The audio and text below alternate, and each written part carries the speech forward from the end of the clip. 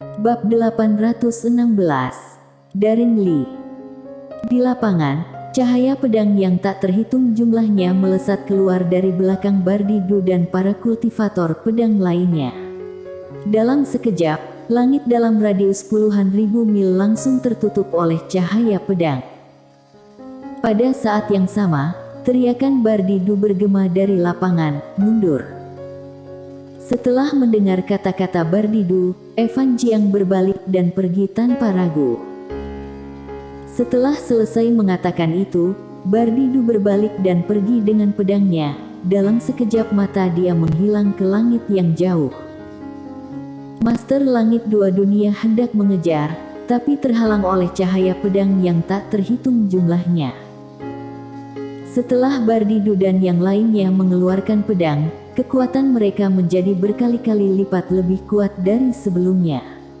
Oleh karena itu, dalam menghadapi cahaya pedang ini, para Master Langit-Langit Dua Dunia itu tidak berani gegabah, mereka mundur satu persatu. Pada saat ini, Evan Jiang dan yang lainnya sudah menghilang di ujung langit yang luas. Setelah beberapa saat, lapangan kembali normal. Pada saat ini, Evan Jiang dan yang lainnya sudah menghilang. Setelah melihat adegan ini, raut wajah Siro Chen dan yang lainnya menjadi sangat masam. Sudah melarikan diri. Evan Jiang benar-benar sudah kabur. Raut wajah Siro Chen benar-benar sangat muram. Begitu pusaka 5 dimensi ini kembali ke Sekte Pedang, kalau mereka ingin mendapatkannya lagi, hal itu akan benar-benar sangat sulit. Meskipun Langit Dua Dunia tidak takut dengan Sekte Pedang, kalau ingin menghancurkan Sekte Pedang, kecuali semua Master Langit Dua Dunia bergabung, dan meskipun semua Master Langit Dua Dunia bergabung, ingin menghancurkan Sekte Pedang juga tidak terlalu banyak harapan. Di lapangan, raut wajah semua orang sedikit muram. Pada saat ini, Mileye muncul di samping Siro Chen. Dia melihat ke ujung langit di kejauhan dan berkata dengan lembut, "Begitu Sekte Pedang menguasai pusaka ini, pada saat itu, kita..." Setelah mendengar kata-kata Mileye, ekspresi semua orang di lapangan menjadi sedikit masam. Pusaka 5 dimensi. Begitu Sekte Pedang menguasai pusaka ini, maka konsekuensinya tidak akan terbayangkan.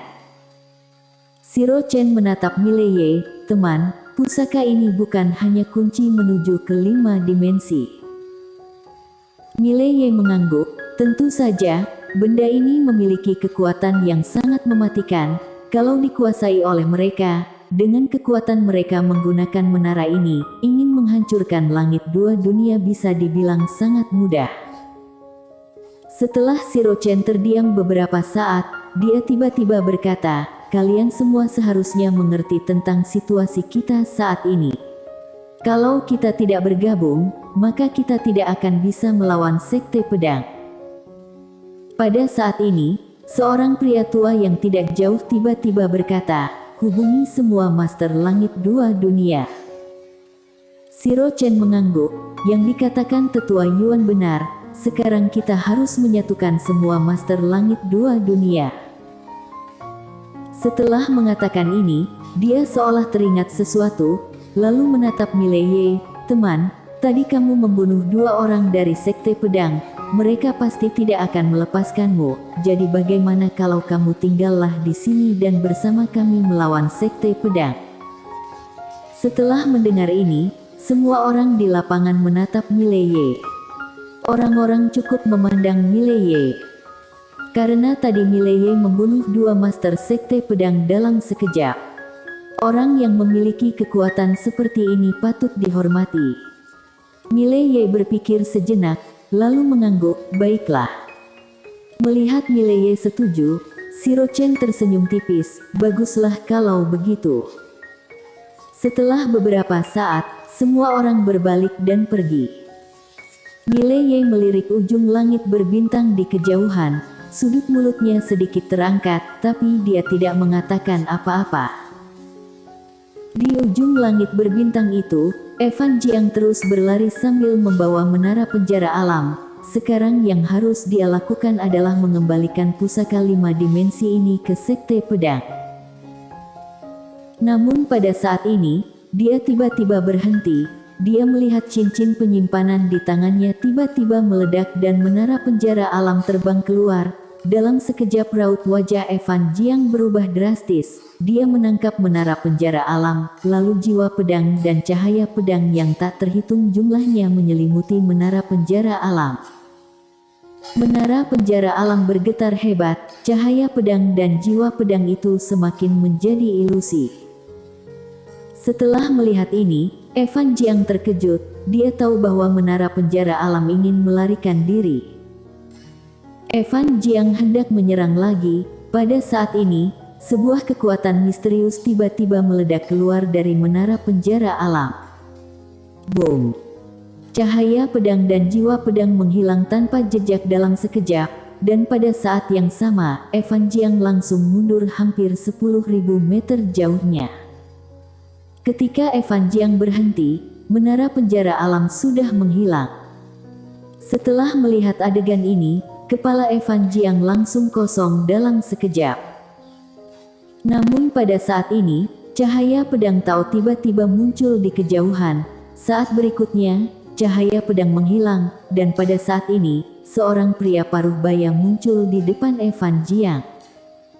Rambut pria paruh baya itu sepanjang bahu, alisnya sangat tajam, tangannya tersembunyi di lengan bajunya yang lebar dan tubuhnya memiliki aura elegan. Ketika Evan Jiang melihat pria paruh baya itu, dia langsung tersadar kembali dan memberi hormat, paman seperguruan. Orang ini adalah Darin Li dari Sekte Pedang. Nama ini tidak terlalu terkenal di alam semesta 4 dimensi, tapi di Sekte Pedang sangat terkenal, keberadaannya seperti dewa. Darin Li berkata dengan lembut, apakah terjadi masalah? Evan Jiang mengangguk, kemudian menceritakan apa yang terjadi barusan. Setelah selesai bicara, dia masih sedikit gugup, karena dia takut Darin Li tidak mempercayainya. Darin Li berkata dengan pelan, dijebak orang. Setelah mendengar ini, Evan Jiang menghela napas lega, karena Darin Li mempercayai kata-katanya. Evan Jiang berkata dengan serius, kemunculan benda ini terlalu aneh, menghilangnya juga terlalu aneh. Siapa sebenarnya yang sedang menipu Sekte Pedang kita?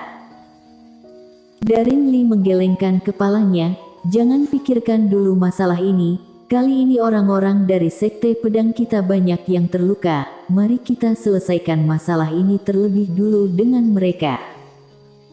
Setelah selesai bicara, dia berubah menjadi cahaya pedang Tao dan menghilang ke langit. Arah yang ditujunya adalah langit 2 dunia. Evan Jiang meragu sejenak, lalu dengan cepat mengikutinya.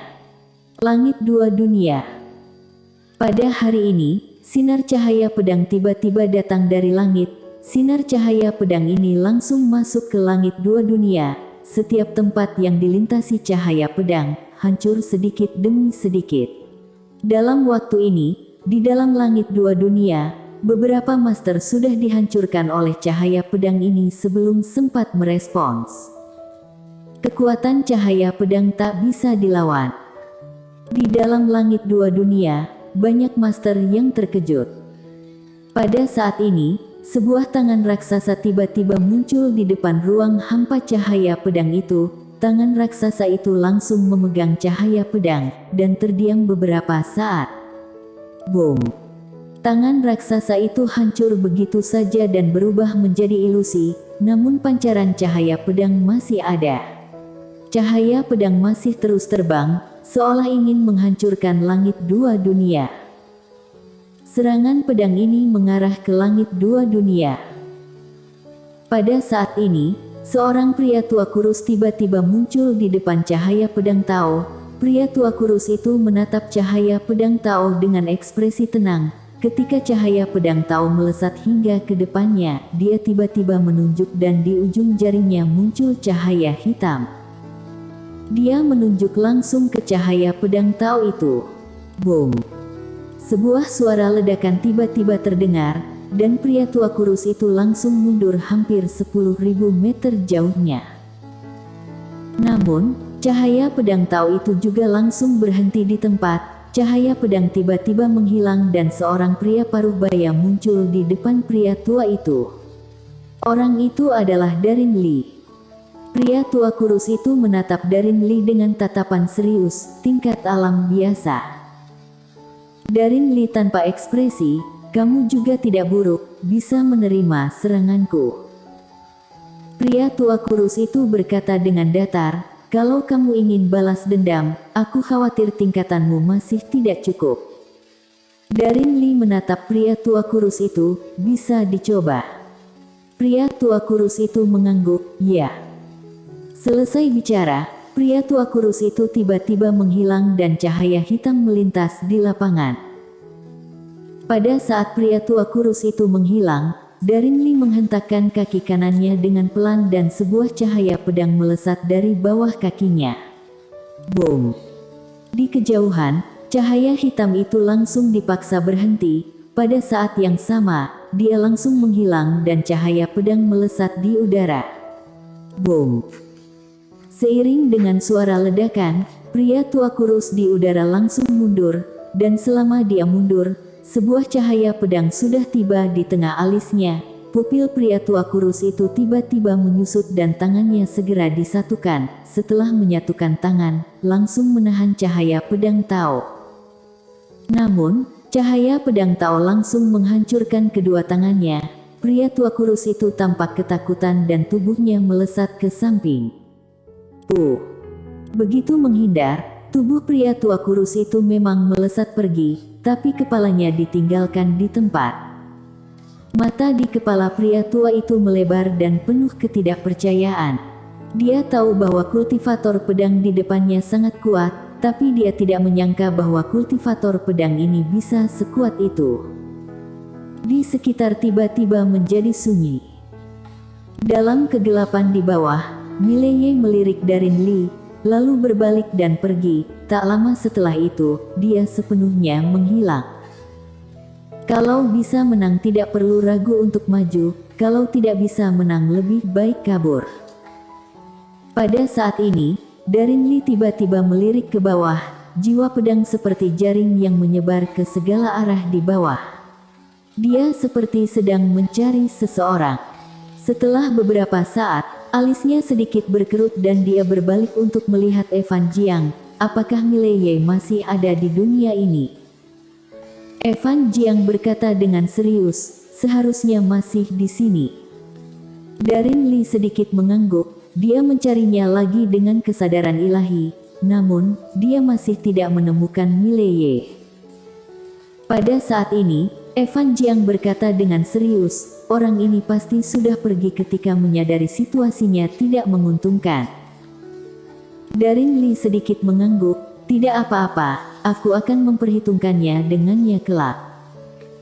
Setelah selesai bicara, Darin Lee melihat sekeliling. Kenapa? Apakah sudah tidak ada orang lagi di langit dua dunia? Setelah mengatakan itu, Darin Lee melambaikan tangan kanannya dengan lembut. Dalam sekejap, cahaya pedang yang tak terhitung jumlahnya terbang keluar. Setelah cahaya pedang ini terbang, banyak orang dibunuh. Di langit dua dunia, banyak master bergegas bergabung untuk melawan. Namun, tetap saja ada beberapa orang dipenggal oleh cahaya pedang ini. Dalam kegelapan, Bella Yuan yang berada di sebelah Talita berbisik, "Sekte pedang ini sudah mulai serius." Talita berkata dengan suara rendah, "Setelah kehilangan begitu banyak orang, kalau tidak mulai serius, itu namanya bodoh." Bella Yuan tersenyum dan berkata, "Orang ini bukan orang kuat biasa." Talita menatap Bella Yuan, "Apakah kamu memiliki keyakinan bisa menang?" Bella Yuan menggelengkan kepalanya. "Kemampuan tahu pedang orang ini sudah menyentuh alam biasa, bukan orang yang bisa aku lawan." Talita bertanya, "Langit dua dunia ini?" Bella Yuan berkata dengan lembut, "Jangan meremehkan tempat ini, di sini juga ada orang yang benar-benar kuat." Begitu Bella Yuan selesai bicara, di langit yang jauh, seorang pria tua berjalan mendekat dengan perlahan. Saat pria tua itu berjalan, cahaya-cahaya pedang di dalam langit dua dunia tiba-tiba berhenti, lalu menghilang dengan perlahan. Bella Yuan menatap pria tua itu, sudah datang. Di udara, Daring Li juga menatap pria tua itu. Pria tua itu mengenakan jubah biru sederhana, punggungnya sedikit bungkuk, dia memegang tongkat di tangannya, berjalan dengan perlahan dan kadang-kadang batuk. Daring Li menatap pria tua itu tanpa berbicara. Pria tua itu menatap Daring Li dengan ekspresi sedikit rumit, tak heran bisa menjadi orang yang paling mengerikan di Sekte Pedang selama ribuan tahun. Orang yang paling mengerikan di Sekte Pedang selama ribuan tahun. Daring Li tersenyum dan berkata, "Anda sepertinya mengenalku." Orang tua itu tersenyum dan berkata, "Aku tidak hanya mengenalmu, tapi juga kenal gurumu dan kakak seperguruanmu. Tidak tahu apakah gurumu yang tua itu masih hidup sekarang." Daring Li menatap pria tua itu, "Siapa kamu?" Pria tua itu menggelengkan kepalanya sambil tersenyum, "Seseorang yang sudah akan mati." Bersambung.